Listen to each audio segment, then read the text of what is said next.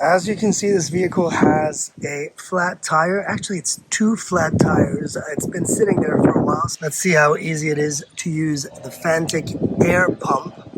I've got it hooked up, and let's just start it up.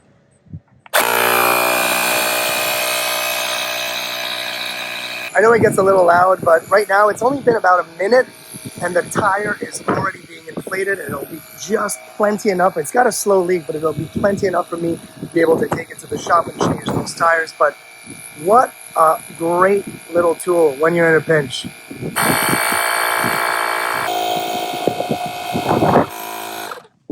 So I just stopped it. It's not complete yet. The battery is still completely full. I'm going to unhook it.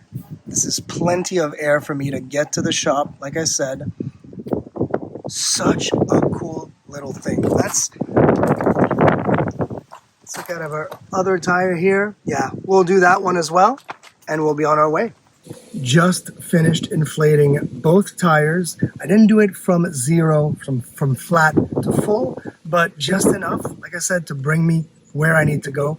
And it is still full of battery. I've got much more where this came from, so I'm super, super happy. And comes with a really nice pouch where everything can just be stored away with the actual hose and all the needles and all the different attachments.